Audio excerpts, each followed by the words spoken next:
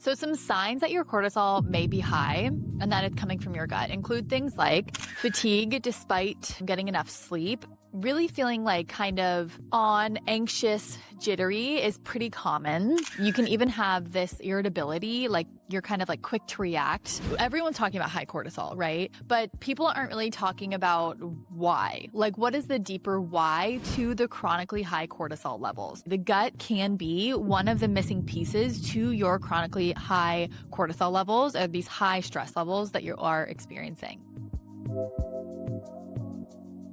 Hello, my dears, and welcome back to another episode of the Nutrient Dense podcast. Today, we're going to be diving into all things gut health and cortisol. So if you've listened to other episodes of the podcast, you've definitely heard me talk about how cortisol can really negatively impact our gut health and our gut function, including everything, honestly, from the gut microbiome to our digestive capacity to our gut motility. And I will go into some of that towards the end of the episode. But I want to specifically talk about how our gut and the gut microbiome and the gut environment can actually influence our cortisol level. So it feels like everyone everywhere is talking about cortisol, especially high cortisol. And I have some notes on that too, because honestly, a lot of people have low cortisol, but everyone's talking about high cortisol, right? But people aren't really talking about why. Like, what is the deeper why to the chronically high cortisol level? So we're going to get into that today. The gut can be one of the missing pieces to your chronically high cortisol levels, or these high stress levels that you are experiencing. So some signs that your cortisol may be high and that it's coming from your gut include things like fatigue despite getting enough sleep, really feeling like kind of anxious, jittery is pretty common. You can even have this irritability, like you're kind of like quick to react. What I was experiencing personally was when someone would kind of turn the corner and I didn't see them coming, or I didn't think they were around the corner, I would jump. Like my body would literally jump. I was easily startled. That's what we'll say. Easily startled. You can also have these pretty consistent digestive issues. So things like bloating, gas, reflux is a big one here too. We'll see looser stools like diarrhea. All of these things can be more so the result of these chronically high cortisol levels. Definitely issues sleeping. So that kind of like wired and tired feeling, meaning you wake up in the morning and you don't have that much energy. You kind of still feel sluggish despite sleeping enough time. Sleeping adequate hours. And then towards the evening, you're like tired, and then you ride this wired feeling where you almost get this like second wind in the evening and you feel exhausted, but you still can't sleep. That's another big sign that we've got a cortisol issue. Sometimes we can see people waking up in the middle of the night, having trouble falling asleep or staying asleep. Typically, these people also have bigger cravings for like sugary foods, carbohydrates, foods rich in carbohydrates, right? So things like sugary foods like cakes and cupcakes and cookies and things like that, and or caffeine. You may be craving more caffeine. And then typically as well, we'll see some brain fog here too. So, I do see it. There is kind of a difference to it. Someone that may lean more lower cortisol can have a lot of trouble focusing. Whereas I do see someone when they're still in that kind of activation state, that HPA Axis activation state, you can focus, but you're kind of like pinging all over the place, right? That's another sign of those high cortisol levels. So these are things that people, they deal with pretty commonly. This can then turn into more chronic GI issues. It can then turn into like deeper thyroid issues, right? Because we'll see high cortisol levels damage thyroid function, and we can see it cause issues really across the board. So, and then of course also the one that people talk about the most, right, being weight gain, especially around the abdomen, can be another sign. The other thing I will mention here too is like muscle wasting. So if you feel that you are going to the gym and you're doing your strength workouts and you're trying to build muscle, but you're not able to build muscle, high cortisol can damage that ability, because cortisol can cause or really contribute to that muscle wasting. So what is cortisol in the first place? Essentially, it's a hormone produced by your adrenal glands. We know it kind of as that stress hormone. It's more so that long-term stress hormone after something like epinephrine. is released. It slows everything down in the GI tract. It can increase your blood sugar levels as well because it's essentially priming you for, that fight or flight state, that ready to run state. And we need blood sugar, and we need adequate fuel, right? We need to have the energy to run away. So we need to have the sugar readily available to run away from danger, essentially. So it can increase our blood sugar level. It will increase that heart rate, right? It's all of these signs and symptoms that are associated with that fight or flight response when you're activated. You're really activated, right? Cortisol is playing a role here. Now, as I already mentioned, we will see people on both sides of the spectrum. So a lot of people do have higher cortisol levels, and then some people have low cortisol levels. This happened to me personally after years of chronic stress. So after years of, gosh, my life was just kind of like up in flames, when that happens. I moved a bunch of times. I wasn't eating enough because I was like in and out of Airbnbs. I was in and out of hotels and apartments. So my kitchen stuff was like packed in boxes, which led to a lot of like skipping meals. My stress was really high because my business was growing a lot, which we love helping you guys truly so much. But it's just like more, like I'm being asked to hold more, and I was like growing rapidly. So that was really raising my cortisol levels as well. And then it started to influence my sleep, etc. So after years of that, then I ended up like super low cortisol, where you just have like no energy left at this point. And this is what most people would refer to as adrenal fatigue, or I kind of like to say burnout. Adrenal fatigue is not really the proper term. Your adrenals don't fatigue. What's really happening is we have this like HPA axis dysfunction. So the HPA axis stands for your hypothalamic, pituitary, and adrenal axis. And it is really like central to this stress response system in your body. It's basically a communication loop between your brain and your adrenal glands, and it's controlling how you respond to stress. So in the case of HPA axis dysfunction, you can be stuck in that chronic high response, right? Where it's like every little thing, you're pumping out cortisol. Over time, what happens is you get for lack of better phrasing, you get kind of like numb to running on such high cortisol to the point where then you stop producing adequate cortisol. And that's when we get that HPA axis dysfunction, and then your levels are low, which I think personally is honestly worse. It's not, neither one is good, but when you have nothing left in the tank, like you can't even run on fumes or fake fuel anymore, it's pretty rough. And I've been there myself. So I feel for anyone that's kind of resonating with that. So your HPA axis is really this central stress response system, right? So we've got the hypothalamus, the pituitary, and the adrenals are all communicating to one another here. Essentially what happens is you encounter this stressor. It can be an emotional stressor, a physical stressor. It can be something even like a virus, like you get an infection or something like that. So your hypothalamus releases this corticotropin releasing hormone. Then the pituitary releases ACTH, or adrenocorticotropic hormone. And then the adrenal glands release cortisol. So this is what's happening, right? You encounter the stressor, and then all of these bodily responses are taking place to eventually have the adrenal glands then releasing cortisol. So when we are looking at deeper root causes, we want to understand like what is that stress, right? Because all of this is happening in response to a stressor. And oftentimes the gut is one of those stressors playing a role in these chronically high cortisol levels. So the gut can be contributing to higher cortisol levels, additionally higher levels of norepinephrine and epinephrine, those other stress hormones, and then just overall stress levels, right? So in today's episode, that's really what I'm going to be kind of breaking down and getting into the nitty-gritty with you guys. So let's jump on in.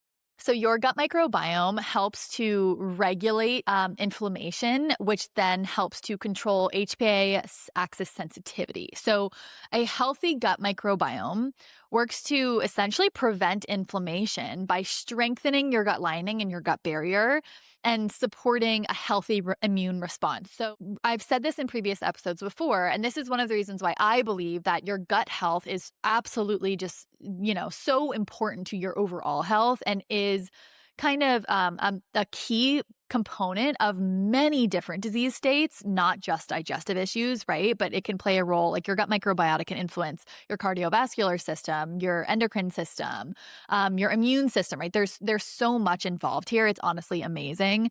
We can draw links back to the gut microbiome in many different types of diseases, not just things like bloating and digestive issues.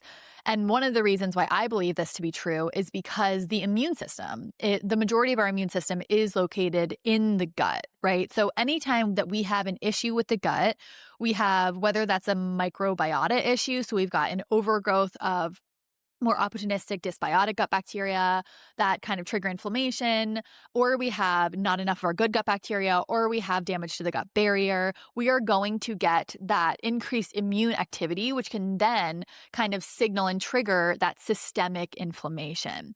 So a healthy gut microbiome and an abundance of these healthy gut microbes helps to almost like prevent the systemic inflammation, because then it helps to reinforce and maintain that healthy gut barrier that is then supporting the immune system in a healthy way, right? We're not getting that chronic activation and triggering of the immune system. So when we have more so this gut dysbiosis picture or this leaky gut picture where we do have that hyperpermeable gut barrier, this is what allows these bacterial toxins, things like LPS or lipopolysaccharide, to enter the bloodstream. So when we're working with clients, we can actually see, we're testing gut microbiomes. We're running functional stool testing on all of our clients. Certain gram-negative bacteria actually produce lipopolysaccharide or endotoxin. So when we have an overabundance, when we have an overgrowth of these gut bacteria, they are producing these bacterial toxins like lipopolysaccharide or LPS, and then these things are entering the bloodstream. Now, LPS is really going to trigger that systemic inflammation that then reaches the brain. So there's kind of like a saying, people will say leaky gut, leaky brain.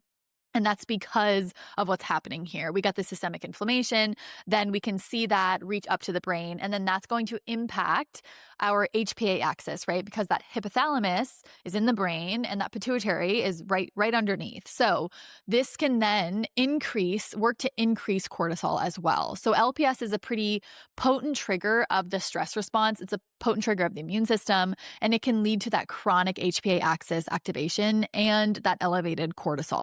So to keep that as simple as possible, we have gut dysbiosis. We have an overabundance, in some cases, we have an overabundance of these gram-negative lipopolysaccharide producing gut bacteria. We see it all the time, that are then causing deterioration of the gut barrier, your gut lining, and causing something like quote unquote leaky gut or that increased intestinal permeability. On the other side of that gut lining is your gut, is the large majority of your immune system. So then we're getting that systemic inflammation, that activation of the immune system that can then go up to the brain and then causes that chronic activation of the HPA axis, which is really then going to keep the adrenals secreting more cortisol. So that's really how the microbiome influences inflammation that can then influence cortisol levels. We also have the impact of our gut microbiome or these gut microbes on our vagus nerve. So your vagus nerve, it's technically actually a pair of cranial nerves that attach at the bottom of the brainstem and go all the way into your gut, into your belly. And this is what's really responsible for that feeling of like having butterflies in your tummy, where maybe you're going to step up and give a presentation, or you're about to go on a first date or something like that. And you feel like you've got to run to the bathroom. You haven't eaten anything, you haven't taken a supplement, nothing else has happened, and you are literally feeling it in your gut. You're feeling it in your belly, right? This is your vagus nerve kind of at work here. Now, the vagus nerve also impacts all of the other organs on the way. So it can impact heart rate in addition to just digestive function, but it does have a huge impact on digestive function. It can impact and kind of like controls stomach acid production, enzyme secretion, and bile flow. So tonifying the vagus nerve and working with the vagus nerve is really, really key when it comes to repairing the gut overall. Now, the vagus nerve also plays a massive, massive role in regulating the stress response. And if you're interested in learning more about that, check out my episode with Jessica McGuire. We talk all about the vagus nerve and trauma and inflammation and gut function in that episode. It's a really, really juicy one. But when we have these healthy gut microbes, things like lactobacillus and bifidobacterium, these can actually help to stimulate the vagus nerve to actually calm the brain and reduce this HPA axis chronic activation. Whereas on the other hand, a disrupted gut microbiome with inadequate levels of these gut bacteria and an overabundance of these more opportunistic dysbiotic bacteria can actually reduce vagal tone and make you more reactive to stress. So I've spoken about tonifying the vagus nerve in previous episodes, especially episode 1, I believe, where I talk about how trauma influences gut function and hormone health. And we can bring in different exercises there. Things like meditation and humming and gargling have all shown to help strengthen that vagal tone. But another way that we can aim to support that vagal tone is by making sure our gut microbiome is in a good spot. We have adequate levels of these healthy supportive gut bacteria, things like lactobacillus and bifidobacterium. So just kind of to wrap that up, in addition to the fact that a disrupted gut microbiome can increase inflammation and then contribute to that chronic activation of the HPA axis, we also have this component of the gut microbiome and the fact that that can influence the vagus nerve, which heavily influences our stress response, and the ability to re-regulate, which I spoke to Jessica about a lot in that other episode. And we'll make sure to link that episode in the show notes for you guys too. Then we, of course, have the fact that our gut bacteria influence neurotransmitter production. So you've probably heard before that like 90% of your serotonin is made in your gut, and your gut is the second brain, right? So essentially, an unhealthy gut microbiome can reduce the production of these neurotransmitters, things like serotonin. Serotonin is mostly made in the gut. It's really essential for like mood stability. Things like GABA, which can help reduce anxiety and inhibit stress. So if we do have that unhealthy gut microbiome and we have things like gut infection, we don't have enough of our good gut bacteria, that can all impact this neurotransmitter production and essentially like reduce the production of these calming neurotransmitters, which then of course would impact our mental health and our stress levels. So these things are really stemming from the gut. The next thing I want to mention here is the fact that poor gut function can kind of contribute to like dysregulated blood sugar, which can then increase cortisol levels and is like super stressful and inflammatory on the body. So essentially, if you are not able to break down the food that you're eating efficiently and you're not able to absorb the nutrients from the food that you're eating efficiently, which is essentially present in anyone with chronic gut issues. Like if you have tons of bloating, GI issues, constipation, diarrhea, you're sensitive to lots of different foods, then you're very likely not breaking down these foods very well and absorbing the nutrients from these foods very well. And I'm going to touch on that again next. But this is then going to lead to this blood sugar dysregulation. And that then triggers that stress response. So basically what happens is every time that you eat, your blood sugar it's going to go up, and it's totally fine if it goes up a little bit. However, if you are not absorbing the nutrients from your food very well and you're not breaking them down very well, then your blood sugar can go up really high and it can also crash down really low. Now, when your blood sugar levels dip really low, your body is then going to push out cortisol to raise that blood glucose and raise those blood sugar levels, basically, because low blood sugar is, super dangerous and we don't feel very good when our blood sugar is too low. So the body's super smart and it's basically going, I'm not getting enough of what I need. Blood sugar is dropping. Let's secrete cortisol to raise this blood sugar that's available for use. So essentially, you cannot balance your hormones without balancing your blood sugar. You can't balance your cortisol without balancing your blood sugar. And you're going to have a harder time balancing your blood sugar if your gut is a mess. And when your blood sugar is super erratic, this is when you feel irritable, you get like big cravings, you can get that hangry feeling where it's like you're hungry and you're angry, you're pissed off, you're ready to eat whatever the heck is in front of you. You'll eat your own hand at this point, it doesn't really matter. And it can really bring those like mood swings, right? So for example, my boyfriend, if this guy's blood sugar crashes too low, get out, get out of the way. So it's like a running joke with us.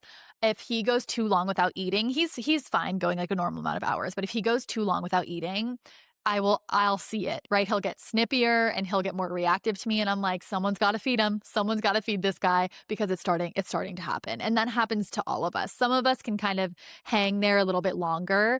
But if for example, he runs a lot and he works out a ton, like his body needs the fuel. That blood sugar starts to drop and he starts to get irritable and he will eat anything that's in front of him, but he'll also snap back. He'll snap back at me a little quicker than what I would like. And I'm like, this is literally your blood sugar. We need a snack. And now you just got to carry snacks, my dude, right? So this is your blood sugar in action. And when it comes to things like anxiety or panic attacks, I mean, when your blood sugar dips a lot like that, it'll kind of flood you with that feeling of panic and anxiety. So anyone that's dealing with anything like that, like please learn to regulate your blood sugar.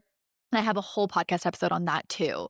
Now, like I mentioned, you may have a harder time doing this if your gut is not doing so well because you're not like breaking things down and absorbing them very well, which will then contribute to nutrient deficiencies, which was kind of my next key speaking piece here. So whenever we have nutrient malabsorption, I mean, that's going to impact the body, the full body systemically. So oftentimes what we forget is that in order for our body to do its job very well, and it's doing all of this really hard work for us all the time, right? Like our liver is detoxifying all the time, our skin is repairing, our gut lining is repairing all the time, we're digesting our food without even thinking about it, we're breathing without even thinking about it, the blood's flowing, right? The body's doing all this amazing stuff. Now, if your gut is out of balance, and I can with confidence say if you're someone, likely listening to this podcast because you have chronic digestive issues, if you have consistent bloating, you've got food sensitivities, you've got constipation, diarrhea, stomach pain, reflux, any of that, you're not breaking down your food very well and you're not absorbing nutrients from your food very well. So this is like simple in concept. If you can't actually take out of the food what you want, what your body needs, we're going to run into issues across the board. Thyroid's going to take a hit, adrenal function's going to take a hit. And then what also can happen is basically you won't absorb the nutrients from your food that you need, that your nervous system needs, is what I'm trying to say here. So things like B vitamins, things like vitamin C, the adrenals need a ton of vitamin C. This is going to help you actually make cortisol. This is what's going to help you make DHEA. We need these raw materials. Things like zinc, things like magnesium, right? You're probably familiar with magnesium. If you have a deeper gut issue, you won't be able to, you could even supplement, you won't be absorbing it well. So your body can't really utilize it. So I'll often say like, it's not that you are what you eat, you are what you can actually break down, absorb, and utilize. So any issues with gut function is going to then impact that, which can then influence your nervous system and also influence your adrenal function, leading to, higher stress levels and just like more kind of like wear and tear. Your body's having a harder time because it doesn't have what it needs. Tons of people, for example, are like sluggish in phase 2 liver detoxification. It requires a ton of amino acids for phase 2 liver detoxification to take place. What can this look like in your body? It can look like skin rashes, skin issues, acne. We'll see that pretty commonly. Not every case links back to that, but liver detox it's a nutrient dependent process. Your body can't do it unless it has the raw materials that it needs. So same concept here, right? Inadequate absorption then will lead to deficiencies in things like B vitamins, zinc, magnesium. All of these are really crucial when it comes to like managing stress, managing energy levels, and supporting a calm nervous system. And without that, we'll see mental health and cortisol levels and adrenal function be impacted by these lower levels. So essentially, nutrient deficiencies on their own kind of are a stressor. They are a chronic stressor. When we think of stressors, we often think of like our long to-do list and, getting yelled at or whatever. But nutrient deficiencies and things like blood sugar dysregulation are also big stressors on the body. So that's kind of another way that your gut could actually be a central point of what's contributing to these higher cortisol levels. So just to recap for you guys again, kind of running through my notes here. First thing being your gut microbiome, increasing these basically like LPS, lipopolysaccharides, that's then triggering that systemic inflammation, that's then coming up to the brain, that's then causing that chronic activation of the HPA axis. And then what happens is we've got that cortisol pumping out. So this is like microbiome regulated. Then we also have the microbiome's influence on the vagus nerve and how the vagus nerve really, really, truly helps to support, a calm response in the nervous system. It's like key for regulation. It's also super key for digestion. And that's why, once one thing goes off, you'll see a lot of these things will start to kind of take on. It's not like your vagus nerve exists outside of your gut microbiome and your gut lining and your all this other stuff, right? So what I'm trying to say there is like your gut microbes will influence your vagus nerve, and then your vagus nerve then influences your gut microbiome, right? So your gut microbiota can help to modulate that vagus nerve, which then is going to heavily impact digestive function, but also impact stress and HPA axis dysfunction. Then we have the fact that poor nutrient absorption, doesn't give the body what it actually needs to do its job. We're going to see deficiencies in these like nervous system supportive and adrenal supportive nutrients, and we'll struggle to actually balance our blood sugar efficiently. And just a side note here, there are certain gut microbes that actually help to like support metabolic function and support insulin sensitivity and can be helpful against things like insulin resistance. That's a little bit of a side topic, but just another like amazing fact about the gut microbiome. And when you repair your gut, we can literally see that impact our blood sugar levels. Okay, so the last thing that I want to cover with you today is this histamine component. So we will see a lot of clients have a lot of these like overgrown bacteria that are either histamine producers or like mast cell liberators, or kind of like histamine liberators is what we call them. These gut bacteria, when in abundance or really in overabundance, they're very specific gut bacteria. These can increase the amount of histamine being produced in the body. So if you want to learn more about histamine, please go listen to my full podcast episode that I have on histamine. I speak to this a lot, pretty in depth inside of that episode.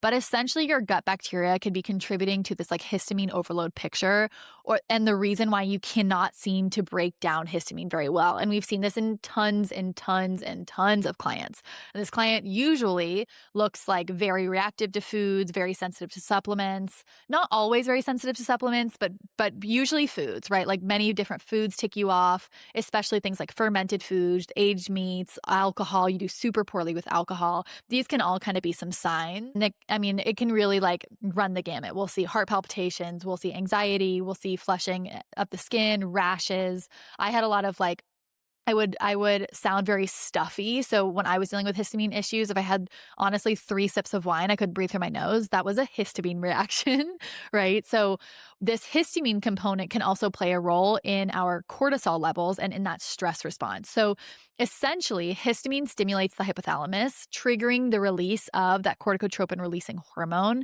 which then leads to that ACTH and then that cortisol production. So what's happening is if your gut microbiome, like to put it as simply as possible, if your gut microbiome is out of whack, your gut bacteria are a mess, right? And your gut lining plays a massive role in histamine degradation as well. So say your gut microbiome is a mess, your bacteria are all over the map. You've got all these overgrown bacteria, including these histamine producing gut bacteria. That is then going to damage your gut lining. And then your gut lining is where you actually produce DAO, that enzyme that helps to break down histamine. So it's like a double whammy, right? Your gut microbiome's a mess, then it's messing with your gut lining, and then before you know it, you cannot tolerate histamine and you can't break it down efficiently. And then you're chucking supplements at it, or you're taking antihistamines without understanding that your gut is at the root of all of this. And we see this so often. The liver plays a role too, estrogen plays a role. However, of course, your gut microbiome plays a massive role in estrogen circulation and estrogen levels. Last week's episode is all about that. So you can check that out, and we'll link that in the show notes for you too, all about how the gut microbiome is influencing estrogen levels. But my point going back here is that if your gut microbiome and your gut lining, so like your gut environment as a whole, I'll call it, is basically like upregulating histamine production and also contributing to issues breaking histamine down, that can then cause that activation of the HPA axis and increase cortisol levels. And we will see this in clients, definitely, right? Where after we work on clearing these levels of histamine producing gut bacteria, they will have less anxiety. They will feel more stable in their bodies. They'll feel more grounded and less kind of reactive in their bodies. And we'll see which is the result of decreasing these histamine levels and then therefore helping to support like a healthy HPA axis response.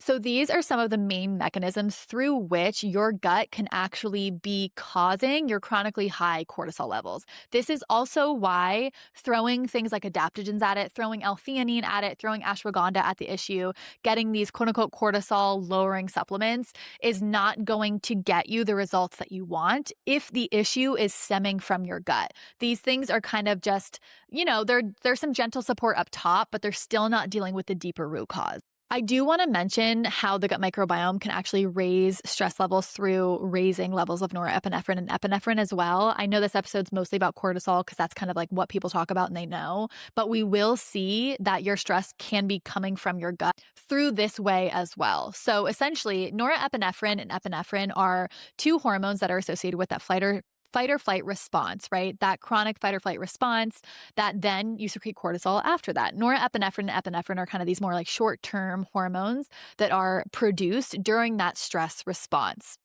When these hormones are increased in the body, they can cause an acute stress response, which can then lead to like increased heart rate, anxiety, stress, higher blood sugar levels, high blood pressure, right? So very similar to cortisol, but these are kind of these more like short-term hormones.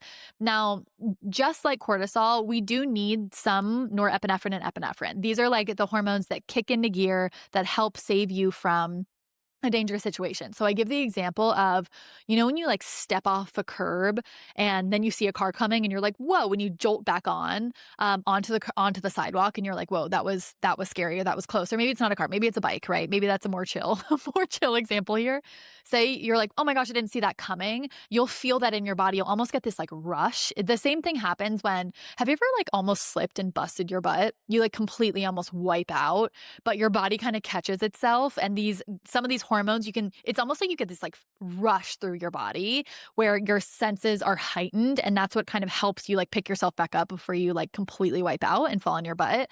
These are some of these hormones kind of kicking into gear. So these things are these hormones are very supportive. We just don't want them around too long term. This is where we get into the problem when people are just running on these high cortisol levels forever and ever. So we do need some cortisol and we do need some norepinephrine and epinephrine. They're essentially like keeping us safe in the case of an emergency, but too much for too long will contribute to the stress, anxiety, even things like depression.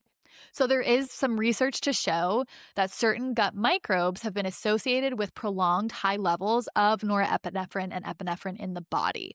So these microbes like E. coli, Salmonella, and Pseudomonas is also a big histamine producer. These have been associated with these prolonged levels of these higher stress hormones, essentially meaning that they are kind of contributing to the stress that you're feeling in your body. Your gut microbiome is literally contributing to it. How freaking amazing is that? So just another reason to do the deeper gut work and work with someone to support gut function and rebalance your gut microbiome, because it can be contributing to your stress and anxiety levels and, of course, those high cortisol levels, in addition to those higher levels of norepinephrine and epinephrine.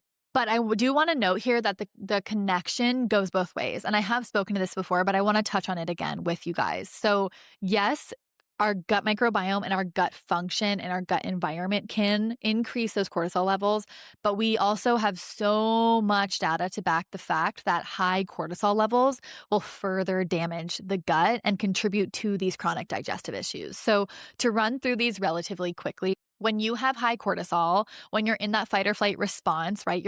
You're in that sympathetic dominant state. We are not in that parasympathetic state. We are not in that rest and digest state. This is going to negatively impact your motility. So the movement of food through your GI tract. So we can actually see delayed stomach emptying, which can lead to things like bloating and nausea. We can see the sluggish gut motility, or this movement of food through the GI tract slows down, which can then increase your risk for things like SIBO, small intestinal bacterial overgrowth. It will increase your risk for dysbiosis. It can also lead to constipation and things like diarrhea and the sense of like fullness. We will also see that chronic constipation suppresses stomach acid production, which can lead to a whole host of things. I have a whole podcast episode on low stomach acid. So go check that one out if you're interested. This essentially low stomach acid can cause nutrient malabsorption, especially like things like low B12. We'll see protein maldigestion. We'll see indigestion, reflux. We'll see constipation, weak peeling, cracking fingernails. It's very common in like hypothyroidism cases. I mean, it will cause tons of bloating, and then will also lead to something like SIBO or small intestinal bacterial overgrowth as well. Chronic cortisol will also then contribute to low enzyme secretion and poor bile flow, which will then impact essentially your whole ability to break down your food properly will be negatively impacted when you are in this fight or flight state and you're running on that chronic cortisol. We will also see that chronic stress does negatively impact the gut microbiome. This is not a surprise based on what I just said, right? So, anytime our digestive function is negatively influenced, like the gut microbiome is what's going to take a hit next because before food is even broken down, before food even makes its way to our gut microbiome, it has to be broken down efficiently. Like digestion is a north to south process. So any issues with stomach acid or bile or enzyme secretion is then going to lead to a bacteria and like microorganism imbalance. I hope that feels clear to you guys. A lot of people jump into the microbiome work and they start targeting bacteria and all of that. Whoa, whoa, whoa. We got to back it up. Like, are you even digesting things efficiently? Likely not. That's part of why you got here, most likely. So that's a really key piece to examine and work through with someone. But based on what we know about stress and cortisol decreasing digestive function, it would make a lot of sense that it would then disrupt the gut microbiome. So some research has shown that it actually increases these pro-inflammatory or these pathogenic bacteria. No surprise there, which can then increase your risk for other gut issues that would then feel like in your body: bloating, constipation, diarrhea, tons of gas, stomach distension, all of the really, really fun stuff, which can then contribute to skin issues and brain fog and thyroid issues because it's all connected here. So any gut issue is going to turn to other issues, right? This is why I love this work so, so much. We also know that cortisol will damage the tight junctions in the gut lining, and it can also start to kind of wear away at this mucosal barrier of the gut lining as well. That will then, we're on full circle here, you guys, that will then contribute to that immune activation because that immune system's on the other side of the gut lining. We'll see systemic inflammation, and even, that can then even turn into autoimmunity. All autoimmune conditions have some component of increased intestinal permeability. We have to ask, why? How did we get here? Usually there's a microbiome imbalance, a maldigestion component, and then cortisol, right? Chronic stress plays a massive, massive role here too. And then we'll also see that those chronically high cortisol levels, that chronic stress response, can actually change the vagus nerve signaling, making the brain more reactive to gut symptoms and vice versa. So we'll kind of see this like hypersensitivity piece to all of this. Now, there is some train of thought that, IBS is hypersensitivity. Some people say that. I always want to ask, why? How did we get here? What's going on? Yes, some people basically have this like visceral hypersensitivity where they feel things in their gut more than other people. I always want to ask why to that. The stress response, nervous system regulation can play a massive, massive role in this. So if you're someone who feels like any movement in your stomach you feel and then it like triggers you, or you feel very aware of your bloating, you feel very aware of your digestive function, you may be dealing with some of this visceral hypersensitivity. But of course, when we dial that back, there's some other stuff that kind of led to this, including that nervous system activation, that HPA axis activation as well. So essentially, chronic stress will really damage your gut. Over time, it just leads to chronic gut issues and things like IBS, possibly even IBD. It'll lead to SIBO, gut dysbiosis, which will then turn into, like I've mentioned, skin issues, energy issues, thyroid issues. The list goes on and on. So I hope what you've gained from this conversation is that your gut heavily influences your cortisol levels and your HPA axis and its activation and its ability to function properly. And your HPA axis and your cortisol levels and your chronic stress can also really negatively impact your gut health and gut function. So it goes both ways. And I wanted to make this episode for you guys because last night, everyone was asking for like a gut and hormone episode, but the gut influences so many different hormones. So I had to break it into many different episodes. So in last week's episode, I covered estrogen and thyroid hormone, and we did touch on progesterone as well. The gut does not make progesterone, but there's kind of like an indirect connection here that I walk you guys through. And then in this episode, I wanted to focus on cortisol on its own. The gut does, of course, secrete other hormones, things like GLP-1, things like leptin, ghrelin, right? These are some other hormones, but I don't think I'll do an episode about those. I wanted to focus on some of the main stuff that you guys are hearing about, which is cortisol, estrogen, and thyroid. This is something that a lot of our clients struggle with. So you really can't you just can't aim for optimal health without addressing the gut. You just can't. Like there's no way around it, in my opinion. You just can't see a way to like good skin health and good energy and good weight management and good digestion and hormone balance and fertility without addressing the gut. I stand behind that very strongly, and I've seen it over the years. And just a quick little note here for you guys as well. Of course, there are other things that can increase cortisol levels by activating that HPA axis, right? Things like stressors, mental stressors, emotional stressors, things like under eating, things like blood sugar dysregulation, like I mentioned, something like toxin exposure to pollutants and different toxins, things like mycotoxins, right? This can be a big stressor on the body. Over exercising is another one, right? This puts the body under a lot of stress. So there are, of course, other stressors. Most of the time we think of these mental and emotional stressors like having to work all the time and financial pressure and our to-do list just growing. And then, our kids running around and causing a mess and whatever it might be, or getting a bad phone call that you weren't expecting or getting stuck in traffic. I mean, these are all stressors as well, but we also want to support the body physically, where it's like, do we have the nutrients that we need? Are we getting too much exposure to toxins? How's our gut functioning? Is that contributing to higher cortisol level? How's our blood sugar? Are we sleeping enough? Like poor sleep, you guys, is a massive cause of a dysregulated cortisol pattern. And it's kind of simple in concept, but it really should not be ignored. I mean, there's some crazy research that shows, not crazy, it's just kind of cool, right? Research that shows like one night of improper sleep will mess up your gut microbiome. And it can lead to poor insulin sensitivity the day before. I think it's if you get under 6 hours or something, but don't quote me on that. You guys can look it up if you want. I mean, your blood sugar is more erratic the next day just based off that, So of course we have tools for this, and there's kind of little hacks, and we all do the best that we can. But I just like to kind of widen the lens on this because cortisol was just like having such a moment. Why was cortisol having such a moment? We've been talking about this forever. It wasn't just this last year when this cortisol drink like hit the market or whatever, hit social media and took it by storm. But it's not just these mental stressors, right? Yes, we do live in a hyper-connected world. We're always on our phones. We're always listening to stuff. Like you're listening to this podcast. I hope it is soothing. I should slow down my talking. I hope it's soothing for you and calming and relaxing for you. All of that stuff, of course, plays a role. And in addition to that, the gut can play a massive role, and et cetera, right? So I just kind of like to put stress in these different buckets, because sometimes when we talk about stress, you're like, yeah, well, good freaking luck. I got 2 little kids. I mean, there's nothing I can do about it, right? Like I'm stressed and I work 45 hours a week. I mean, what do you want me to do, right? And I totally get that.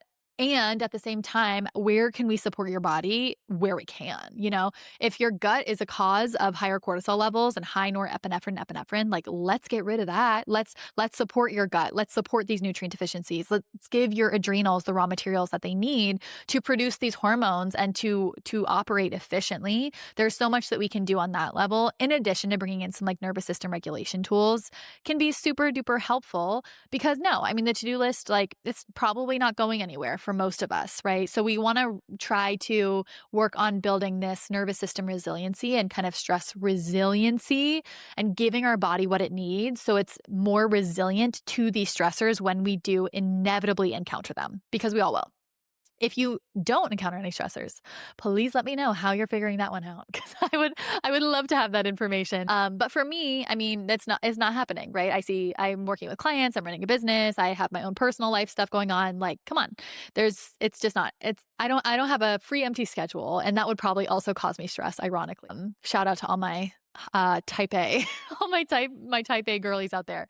Okay, so that's what I really wanted to share with you guys today. Of course, if you are interested in exploring deeper testing with your gut, customized protocols to get your gut in better shape, if you want to work with us to address some of these issues at the root cause level, we would love to help you with that. And right now we're offering a super limited package. We've got a few spots for an HTMA assessment package. So if you are dealing with stress, if you're dealing with burnout, if you have given birth multiple times, if you have chronic digestive issues, you feel like you have cortisol stuff going on, this test can be so helpful, you guys. So when we're looking at testing hormones, or we're testing like something like cortisol, or even things like estrogen, progesterone, hormone testing can give us basically like, is it high or is it low? An HTMA, or a hair tissue mineral analysis, will basically show how the body is responding to stress, and do we have enough of the minerals that we need for the body to be more resilient. So it's really my first recommendation before you invest in something like a functional hormone panel or like a Dutch test, or before you even test your cortisol levels, because understanding your cortisol levels, whether they're high or low, can be helpful, yes, but it's, once again, it's like, then what? Then what do we do with that information? An HTMA is kind of the then what? Like, what do we need how do we need to support you to get you feeling better in energy, in progesterone production, in digestive function? I mean, this test is going to reveal a lot of this to us. So if you're interested in this package, we will put the link for that in the show notes as well. It may be sold out by the time this episode goes live. I'm so sorry. If it is, then the link won't work. But if we have spots available, the link will be in there. I've so much interest in this package. It's almost like, I'm like, this is crazy. I don't think I've received this many messages on Instagram in many months. I'm like, wow, everyone wants this package, which is so beautiful. And we're here to help you. We just have some limited like spots for it, because we have a lot of, we take care of a lot of clients every month and every year.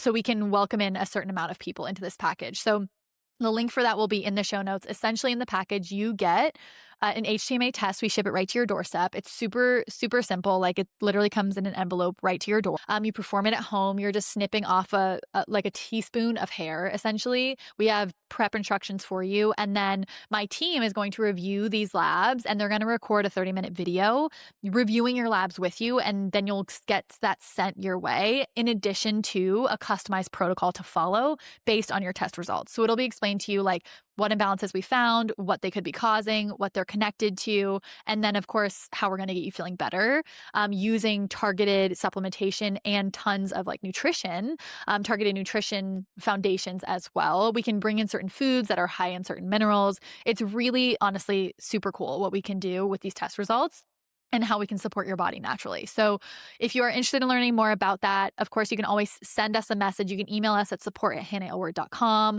You can message me on Instagram if you want. And then the link for the package will be in the show notes below. And it will work if we have availability. And if we don't, it'll be gone because I'm recording this before, we have a few more spots and we've had a lot of interest. So yeah, link for that. We'd love to help you inside of that package. And then if you are ready to take that like next step, like you're really ready to dig in and dive in full force to your health, then we'd love to support you in a more long-term program where we can have like multiple tests and check-ins and all of that. And you can always learn more about that by booking a strategy call with me. And like I said, the link for that's always in the show notes. Okay, that's what I have for you guys today. Thanks for being here with me. Thanks for taking the time. I hope that this was super duper helpful. I hope you had some ahas in your brain, and I'll see you in next week's episode. Okay, bye.